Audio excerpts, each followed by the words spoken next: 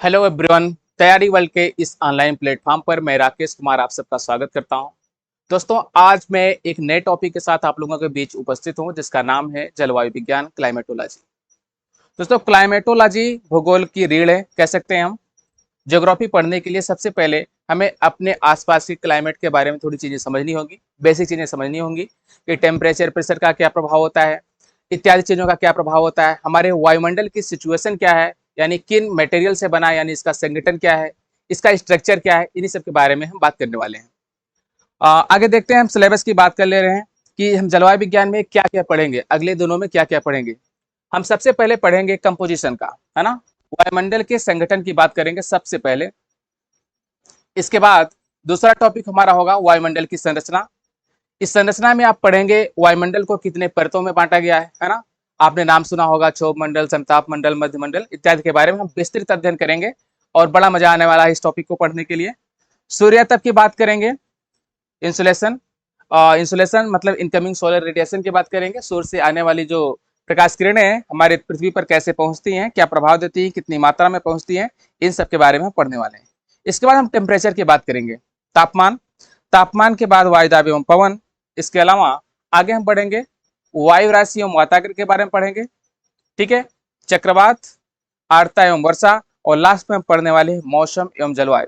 यानी वायुमंडल की सभी घटकों को पढ़ने के बाद हम पढ़ेंगे कि मौसम एवं जलवायु क्या है। मौसम एवं जलवायु की बात करेंगे तो मौसम एवं जलवायु में हम विश्व का भी मौसम पढ़ेंगे, यानी क्या, विश्व का। इसके अलावा क्या पढ़ेंगे, अपने देश भारत का भी मौसम के बारे में पढ़ेंगे कि इन सब घटनाओं के साथ साथ इसमें क्या प्रभाव पड़ता है। बात समझ में आ गई। आगे चलते हैं, सिलेबस की शुरुआत करते हैं हम वायुमंडल के संगठन से। दोस्तों, एक चीज आप जानते होंगे कि जैसे आपका अर्थ है, पृथ्वी है, ये मान लेते हैं आपका अर्थ है, ठीक है। अर्थ है, ये इसका सरफेस है, ये अंदर वाला भाग, हम इसकी बात आज नहीं करने वाले हैं। ये इसका सरफेस है ना। इसके सतह के चारों तरफ वायुमंडल की एक परत होती है जिसे हम क्या कहते हैं, वायु की एक परत होती है जिसे क्या कहते हैं, वायुमंडल। कैसे कहते हैं आप समझिएगा। ये वायुमंडल जो है, वायुमंडल है क्या,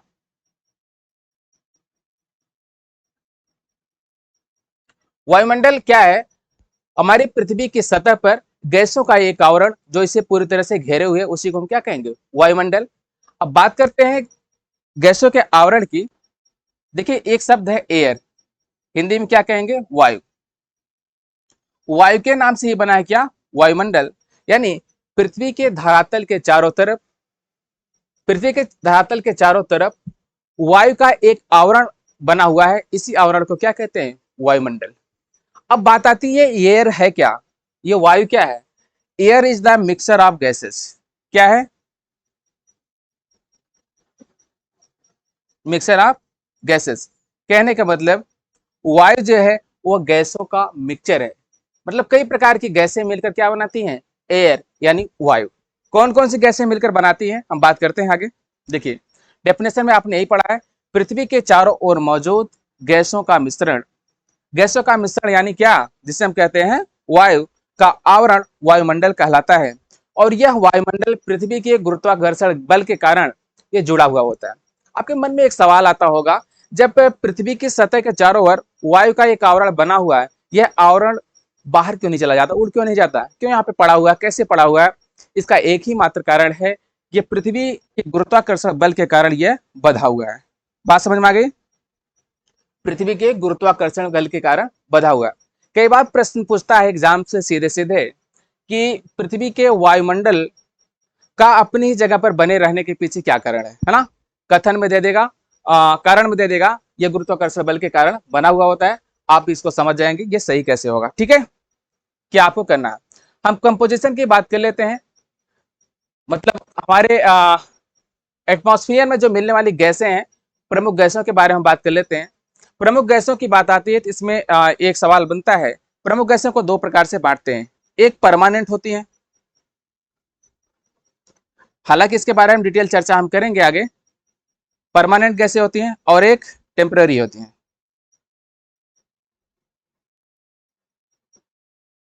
या इसे कहते हैं चेंजेबल या रिवर्सिबल कह सकते हैं। इसका मतलब क्या है?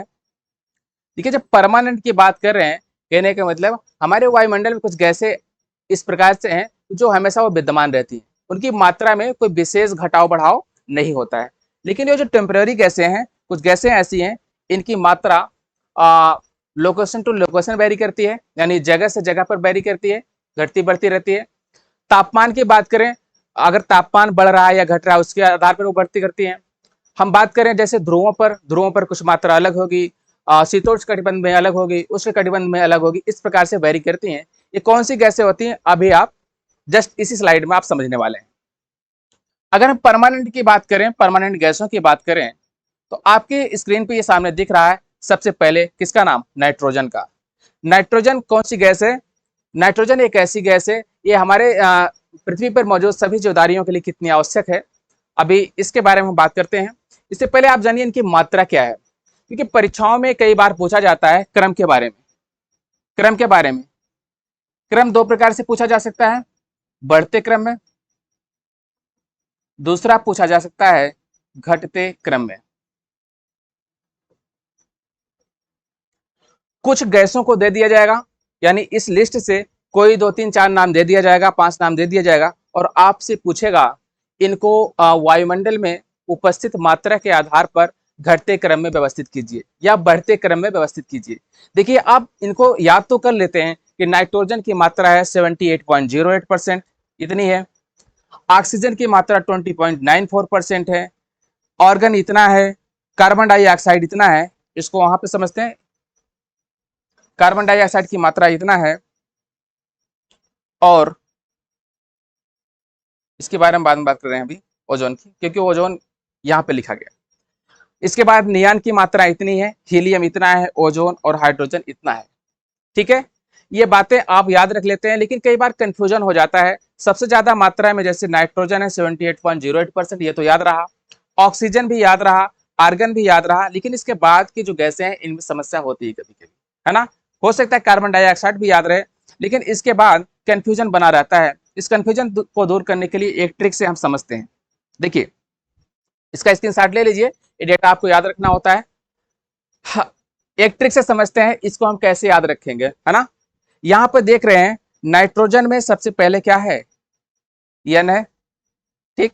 यहाँ पर क्या है, ओ है, इसका ए ले लेते हैं और इसका सी, ठीक है। एक कहानी से समझते हैं इसको, इसके ट्रिक को कैसे याद करेंगे, मतलब इसके क्रम को असेंडिंग में है, डिसेंडिंग में, यानी घटते क्रम में या बढ़ते क्रम में कैसे याद रखेंगे। देखिए, बात यह है कि किसी की नई नई शादी हुई है, दो लोग हैं, पति और पत्नी, पति और पत्नी।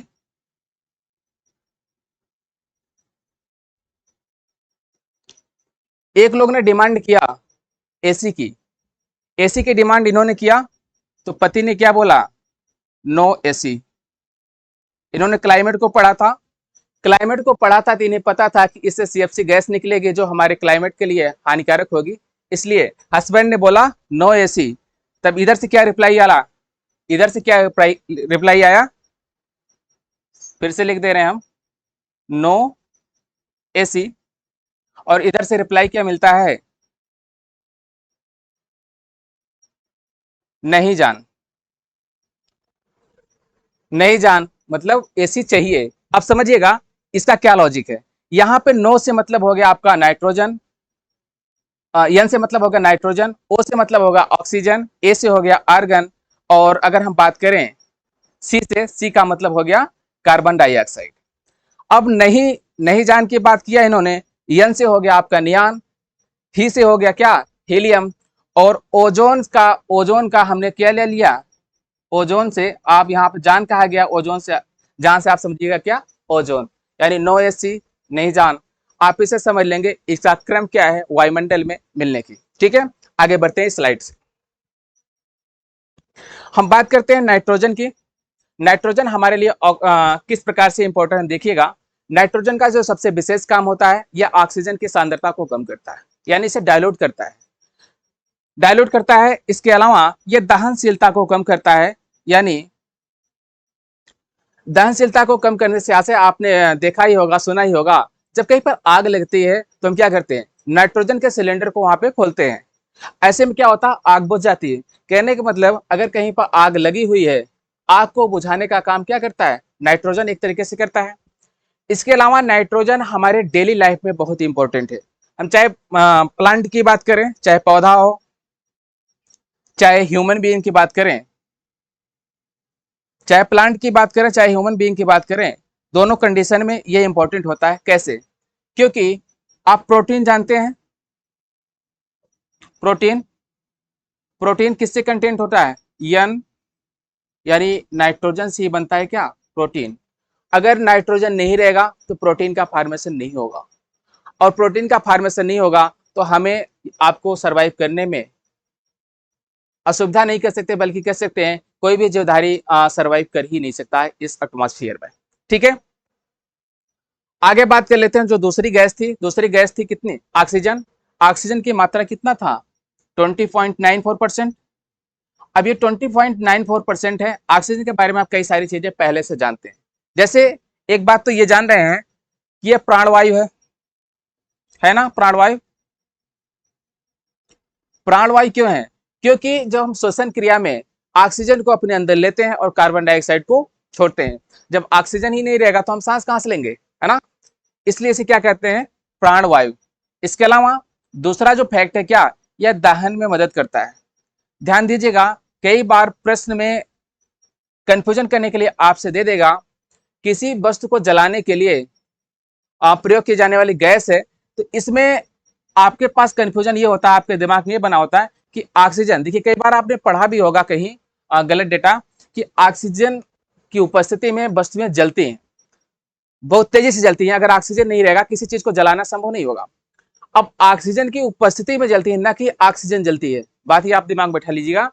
ऑक्सीजन ये दहन में मदद करता है, किसी चीज के जलने में मदद करता है, खुद नहीं जलता है। ठीक है, इसका ये सेकंड रोल रहा है, ये खुद नहीं जलता है, बल्कि क्या करता है, ये जलने में मदद करता है। प्राणवायु है, ये तो जान ही रहे हैं आप। आगे बढ़ते हैं। तीसरी गैस है आपकी कार्बन डाइऑक्साइड। इसकी मात्रा कितनी थी, 0.03%। देखिए ये बहुत इंपॉर्टेंट गैस है। इंपॉर्टेंट किस प्रकार से, आप समझिएगा। इंपॉर्टेंट दो तरीके से है।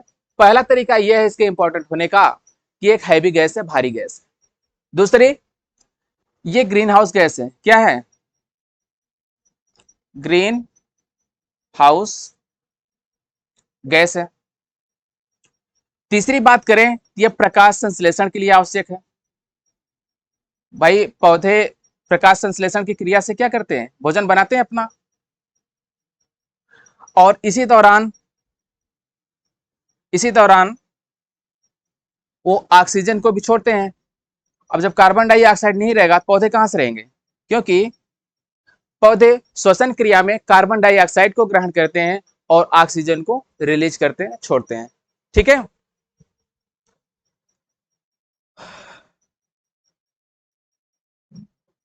ठीक है, आगे बढ़ते हैं। यह हैवी गैस है, ग्रीन हाउस गैस है, प्रकाश संश्लेषण के लिए आवश्यक है। आगे हम बात करते हैं आवश्यक कैसे है, आप समझिएगा। ग्रीन हाउस गैस कैसे है, ग्रीन हाउस गैस का हम आगे इसके बारे में डिटेल पढ़ेंगे, लेकिन थोड़ा सा आप समझ लीजिएगा। जैसे ये एक स्ट्रक्चर है, एक घर है, मान लीजिए सूर्य से आने वाली जो प्रकाश की किरणें हैं, सूर्य से आने वाली प्रकाश की किरणें हमारे धरातल पे आएंगी, ऐसे आएंगी। आने के बाद यहां पर मान लीजिए इस घर में प्रवेश करी। अब यहां पर प्रवेश करने के बाद, प्रवेश तो कर गई, क्योंकि जो सूर्य से आने वाली प्रकाश की किरणें हैं वह लघु तरंग दैर्ध्य वाली होती हैं। कैसी होती हैं, लघु तरंग दैर्ध्य वाली होती हैं। अब हमारा इन्वायरमेंट जो है वह लघु तरंग दैर्ध्य वाली गैसों किरणों को आने के लिए पूरी तरह से आमंत्रित करता है, पूरी तरह से वो आसानी से आ जाती है। लेकिन जैसे यहाँ पर प्रवेश कर गई, प्रवेश करने के बाद क्या होता है, प्रवेश करने के बाद यहां से जब निकल धरातल पे पहुंची, धरातल से जब ये वापस जाएंगी तो यह लघु तरंग नहीं होगी, दीर्घ तरंग में हो जाती है। क्या हो जाता है, दीर्घ तरंग। इसे कहते हैं दीर्घ तरंग पार्थिव विकिरण। और यही यही सबसे बड़ा स्रोत होता है वायुमंडल के गर्म करने का। सूर्य की किरणों से आने वाली जो लघु तरंग दैर्घ्य किरणें हैं, इससे हमारा वायुमंडल ज्यादा नहीं गर्म होता है, बल्कि किससे गर्म होता है, जब पृथ्वी पर आने के बाद ये गैसें फिर से वापस ये किरणें फिर से वापस जाती हैं दीर्घ तरंग दैर्घ्य के फॉर्म में। इसी को कहते हैं पार्थिव विकिरण। इसके माध्यम से ज्यादा गर्म होता है। हम बात कर रहे थे किसकी, कार्बन डाइऑक्साइड की।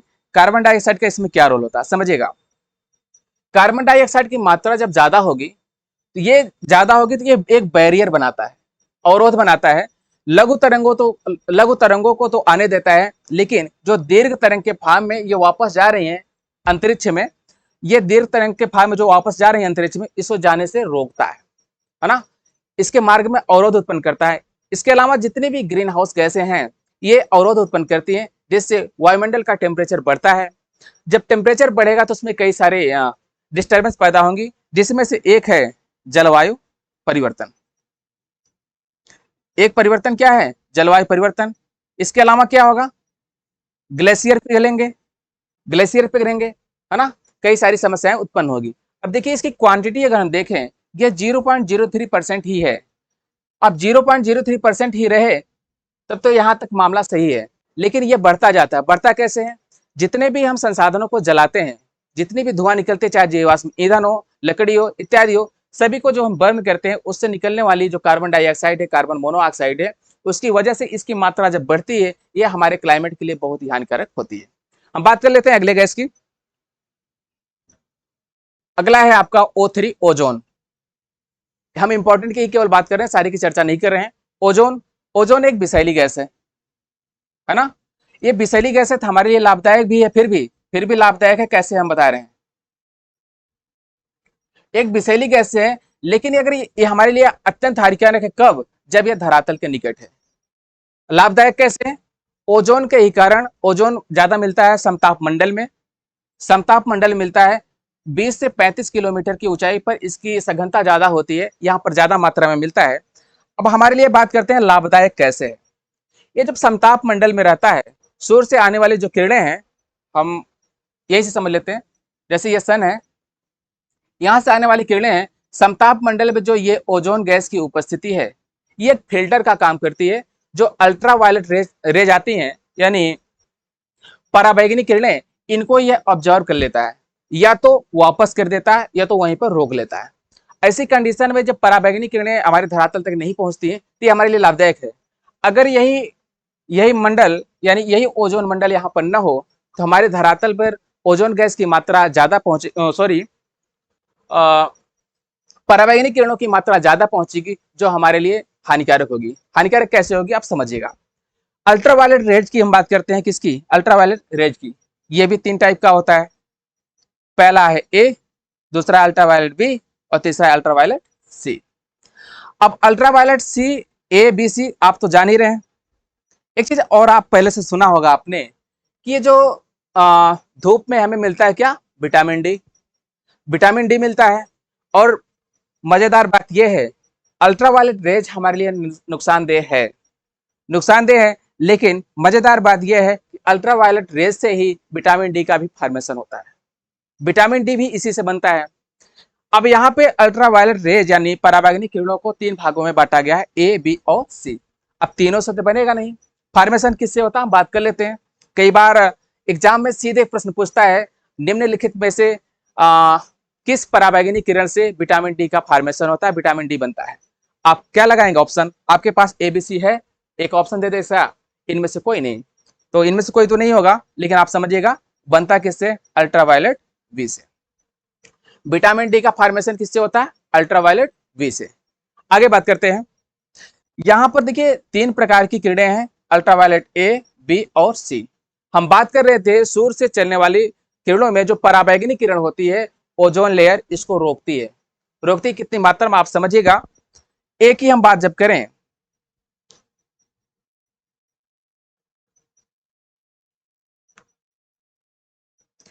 अल्ट्रावायलेट ए को ये एब्जॉर्ब नहीं कर पाता है, नॉट एब्जॉर्ब। कौन, ओजोन लेयर। बी की बात करें, मोस्टली एब्जॉर्ब।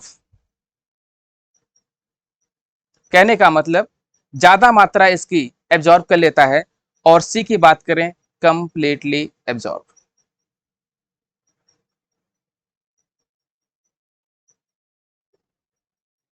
कहने का मतलब अल्ट्रावायलेट ए को ये एब्जॉर्ब नहीं करती है, बी को ज्यादातर मात्रा में एब्जॉर्ब कर लेती है, और सी को कंप्लीटली एब्जॉर्ब यानी पूरी तरह से एब्जॉर्ब कर लेती है। कौन? ओजोन लेयर की हम बात कर रहे हैं। कौन करता है ये?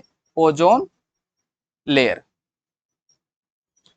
एक बात और ध्यान दीजिएगा, आपने कहा विटामिन डी का फॉर्मेशन किससे होता है? Vitamin D. विटामिन डी का फॉर्मेशन होता है अल्ट्रावायलेट बी से। अब कुछ स्किन संबंधी बीमारियां भी होती हैं, अगर ये मोस्टली जो ऑब्जर्व है ज्यादा मात्रा में अल्ट्रावायलेट बी अगर धरातल पर आ जाएगी तो झुर्रियां, कैंसर इत्यादि संबंधी तमाम समस्याएं पैदा हो सकती हैं। ये समस्या जो पैदा होगी कब होगी? जब ओजोन गैस की मात्रा कम हो जाएगी। ओजोन गैस की मात्रा कम हो जाएगी कहने का मतलब ये परत पतली हो जाएगी, और ये परत पतली हो जाएगी तो यहाँ से आने वाली अल्ट्रावायलेट रेज को, अल्ट्रावायलेट किरणों को रोकने की क्षमता इसकी कम हो जाएगी। इसलिए ओजोन गैस हमारे लिए लाभदायक कैसे है? इसकी मात्रा समतापमंडल में बनी रहेगी तो हमारे लिए लाभकारी होगा, और अगर इसी की मात्रा धरातल के निकट होगी क्योंकि ये अत्यंत विषैली गैस है तो ये हमारे स्वास्थ्य के लिए बहुत हानिकारक सिद्ध होगी। हम आगे बढ़ते हैं अगली गैस के बारे में। अगली गैस है क्या? जलवाष्प। जलवाष्प हमारे लिए बेहद इंपॉर्टेंट है। शायद ही कोई एग्जाम होगा जिसमें जलवाष्प से संबंधित प्रश्न ना आया। वो किस प्रकार का प्रश्न आया देखिएगा। जलवाष्प भी एक ग्रीन हाउस गैस है। अजीब सी बात है ना, ग्रीन हाउस कैसे है? बात कर रहे हैं अभी वायुमंडलीय विक्षोभ के लिए उत्तरदायी है। वायुमंडलीय विक्षोभ की बात कर रहे हैं। देखिए ये ग्रीन हाउस कैसे, ग्रीन हाउस गैस कैसे है समझिएगा। कार्बन डाइऑक्साइड की जब बात हमने किया था, हमने ये कहा था कि ये क्या करता है, सूर्य से आने वाली जो लघु तरंग दैर्घ्य की किरणें हैं, लघु तरंग दैर्घ्य के विकिरण को ये आने देती है, लेकिन जब यहां से पार्थिव विकिरण होता है वो दीर्घ तरंग के फॉर्म में होता है और इसको रोक लेती है। यही काम जलवाष्प भी करता है। जलवाष्प का भी यही काम है। कहने का मतलब सिचुएशन जब ऐसी बनती है, लघु तरंग दैर्घ्य के रूप में सूर्य से आने वाली किरणें धरातल तक तो आ जाती हैं, लेकिन जब इनको जाना होगा तब क्या होगा? जाने के सिचुएशन में जलवाष्प की मात्रा अगर वायुमंडल में ज्यादा है तो इसको रोकेगी। रोकेगी तो क्या होगा? गर्मी ज्यादा बढ़ेगी। कहने का मतलब ये ग्रीन हाउस इफेक्ट पैदा करेगा। एक एग्जाम्पल से समझते हैं। जैसे आपके आसपास जिस एरिया में आप हैं मौके पर, वहां पे वर्षा हुई है, बरसात हुई है। अब बरसात हुई है तो बरसात जब खत्म हो गई है उसके अगले दिन या उसी दिन जब धूप होता है तो क्या होता है? धूप होने के बाद आपको क्या नजर आता है? धूप होने के बाद सिचुएशन ये पैदा होती है, उमस ज्यादा बढ़ जाती है, गर्मी ज्यादा लगती है। ऐसा क्यों हो रहा है? ऐसा होने के पीछे यही कारण है कि बरसात की वजह से आपके आसपास ह्यूमिडिटी ज्यादा होगी, आर्द्रता ज्यादा होगी, जलवाष्प की मात्रा ज्यादा होगी, और जब जलवाष्प की मात्रा ज्यादा हो गई तो जलवाष्प जो है आपके वायुमंडल में मौजूद है। अब यहाँ पे जो सूर्य से आने वाली किरणें हैं लघु के फॉर्म में, ये ऊपर जाने से ये रोक रही, इसलिए उमस बढ़ गया। हो गया ना प्रैक्टिकली बात? अब आप इसको रटने की जरूरत तो है नहीं, बहुत इस पर दिमाग लगाने की जरूरत है नहीं, आप अपने आसपास के उदाहरण से समझ सकते हैं। हमने कार्बन डाइऑक्साइड का एग्जाम्पल लिया था, ग्रीन हाउस इफेक्ट कैसे पैदा करते हैं इसको भी समझ लेते हैं एक एग्जाम्पल से। आप कार में तो यात्रा कर रही हैं, कर भी रहे हैं, तो कार में जैसे कार आपकी बाहर खड़ी हुई है ना, कोई कार आपकी बाहर खड़ी है, आप 1 घंटे 2 घंटे बाद जाते हैं, धूप नॉर्मल है, टेम्परेचर नॉर्मल है, लेकिन आप जब कार के अंदर जाते हैं, कार का दरवाजा खोलते हैं तो क्या होता है? कार के अंदर जब बैठते हैं तो वहां पे लगता है कि गर्मी ज्यादा है। गर्मी वहां पे कहां से आ गई? गर्मी आने का यही कारण था, यही आपका कार है। कार में जो दरवाजा था यानी जो शीशा था, कांच, यहां से जो सिर की किरण इस पे पड़ी वो अंदर तो चली गई। अंदर क्यों चली गई? क्योंकि वह लघु तरंग दैर्घ्य के फॉर्म में थी। अंदर जाने के बाद क्या हुआ, यहां पर से अब जब निकलना है इसको बाहर तो किसमें निकलेगी? दीर्घ तरंग दैर्घ्य के फॉर्म में निकलेगी, लेकिन ये जो कांच है ना इसको दीर्घ को आने नहीं देगी बाहर। यही कारण होता है, यही ग्रीन हाउस इफेक्ट है, यही हरित गृह प्रभाव है। इसी को कहते हैं हरित गृह प्रभाव। मतलब लघु तरंग दैर्घ्य अंदर तो आ गई, जब बाहर नहीं जा पा रही तो क्या होगा? क्या होगा? हरित गृह प्रभाव उत्पन्न होगा, यानी यहाँ पर टेम्परेचर बढ़ जाएगा। ठीक है, ये ऐसे ही वर्क करता है कार्बन डाइऑक्साइड और जलवाष्प। दूसरी बात ये वायुमंडलीय विक्षोभ के लिए उत्तरदायी कैसे है आप समझिएगा। विक्षोभ का मतलब डिस्टर्बेंस होता है। क्या होता है? डिस्टर्बेंस। ये डिस्टर्बेंस हम जो बात कर रहे हैं ये पॉजिटिव भी है और निगेटिव भी है। निगेटिव कम पॉजिटिव ज्यादा है। कैसे? अगर जलवाष्प की मात्रा नहीं रहेगी वायुमंडल में तो मौसम संबंधी जो घटनाएं घटती हैं वो दुष्प्रभावित हो जाएंगी, नकारात्मक हो जाएंगी। जैसे उदाहरण के तौर पर आप देखें, ये जलवाष्प की जो मात्रा है आ, ये 0 डिग्री अक्षांश है, ये आपका मान लेते हैं 23.5 डिग्री है। कहाँ पे? नॉर्थ। ये भी 23.5 डिग्री नॉर्थ है। साउथ। इस पूरे बेल्ट को क्या कहा गया? उष्णकटिबंधीय बेल्ट कहा गया। अब देखिए यहाँ पर मात्रा इसकी ज्यादा होती है। अब जैसे यहाँ से आप बढ़ेंगे ध्रुवों की तरफ, इसकी मात्रा घटती जाती है। घटती क्यों जाती है? क्योंकि टेम्परेचर कम होता है। जब तापमान कम रहेगा तो जलवाष्प की मात्रा कम होगी। हम बताना क्या चाह रहे हैं कि विक्षोभ के लिए उत्तरदायी कैसे है। देखिए, जब वर्षण की प्रक्रिया आप पढ़ेंगे, उसमें डिटेल पढ़ेंगे इसके बारे में। जब जलवाष्प की मात्रा ही नहीं रहेगी तो संघनन कहाँ से होगा, और संघनन नहीं होगा तो वर्षण कहाँ से होगी। इस प्रकार से प्रभावित हुआ ना। कहने का मतलब जलवाष्प हमारे लिए बहुत ज्यादा इंपॉर्टेंट है, लेकिन अगर इसकी बहुत ज्यादा मात्रा वायुमंडल में है तब भी वो हमारे सेहत के लिए, हमारी स्किन के लिए नुकसानदेह होती है। ठीक है, आगे बढ़ते हैं अगले मैटर के बाद, मैटर के लिए कि हमारे वायुमंडल में कंपोजिशन में क्या चीजें और हैं। धूल धुआं के कण की बात कर लें, नमक के कण की बात करें आदि, इनका क्या रोल है जो हमारे वायुमंडल में, जो वायुमंडल के संगठन के रूप में है, इनका इसमें क्या रोल होता है। इनका सबसे इंपॉर्टेंट रोल ये होता है कि आर्द्रताग्राही नाभिक के काम करते हैं। आर्द्रताग्राही नाभिक की बात करें, आप जानते होंगे, जैसे एक एग्जाम्पल से समझते हैं। जैसे छोटे छोटे कण हैं, क्या धूल के, धुआं के, नमक के कण हैं। नाभिक का काम कैसे करते हैं? नाभिक का काम क्या होता है? ये धूल धुआं या नमक के कण है, वायुमंडल में ऐसे वितरित हैं, फैले हुए हैं। अब यहाँ पर जलवाष्प की मात्रा भी होगी, तो जलवाष्प की जो बूंदे होंगी ना, कण होंगी, बहुत ही बारीक में होंगी। अब यहाँ पर जैसे एक एक कण है, इसके आसपास ये धीरे धीरे क्या होंगी? डिपोजिट होने लगेंगी, जमने लगेंगी। जब जमने लगेंगी तो ये क्या बनेगी? जल की भी एक बूंद बनेगी। ये बूंद जैसे जैसे बड़ी होगी, धीरे धीरे ये वर्षण के रूप में परिवर्तित हो जाएगी, यानी संघनित होगी, फिर वर्षण के रूप में परिवर्तित हो जाएगी। अगर यही आर्द्रताग्राही नाभिक न हो, मतलब ये आर्टिकल न हो, तो वर्षण भी दुष्प्रभावित होगा। आप ऐसे समझिए, जैसे कोई एक वस्तु है, इसी के सामने आकर बूंदे जम जाए, एक वस्तु के सामने आकर बूंदे जम जाए, वही प्रक्रिया क्या है? आर्द्रताग्राही नाभिक का काम करते हैं। और ये जो धूल धुआं के कण है, इसका जो दूसरा इंपॉर्टेंट कारण है, इसको आप समझिएगा। ये एग्जाम के लिए तो कह सकते हैं बहुत ही ज्यादा इंपॉर्टेंट है। कैसे है? देखिए,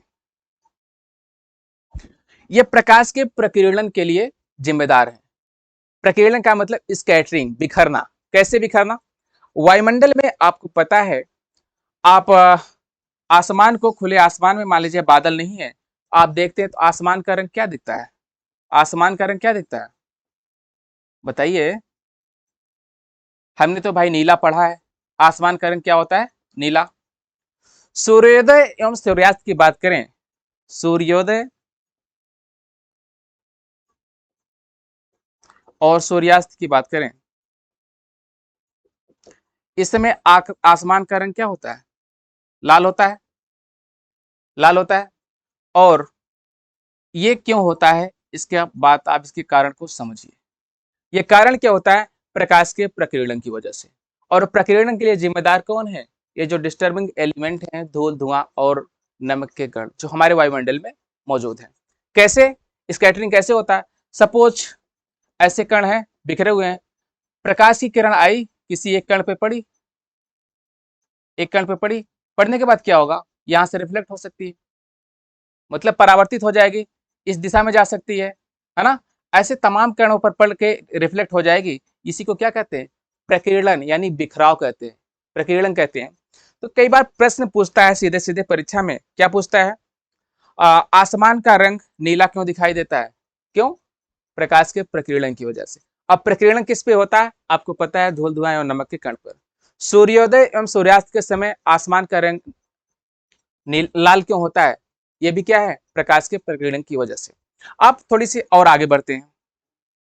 जब हम वायुमंडल के बाहर निकल जाते हैं, वायुमंडल के बाहर का मतलब अंतरिक्ष की तरफ बढ़ते हैं, अंतरिक्ष में क्या होता है? अंतरिक्ष में देखेंगे,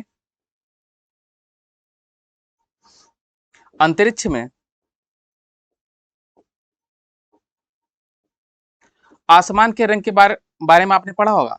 अंतरिक्ष में जो आकाश होता है वो कैसा होता है? कैसा होता है? अरे भैया काला होता है।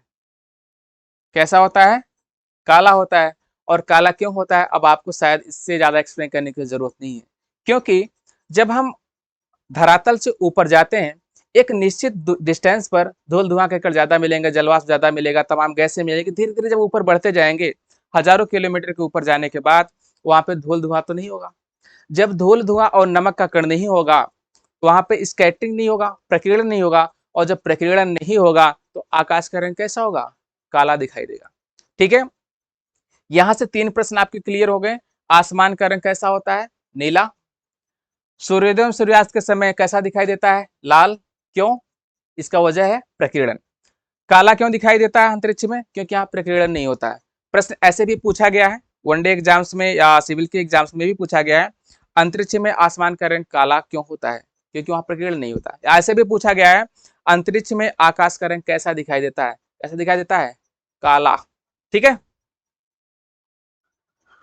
तो वायुमंडल के संगठन की हम बात कर रहे थे। वायुमंडल के संगठन में जो महत्वपूर्ण चीजें थी उनकी चर्चा हमने कर लिया।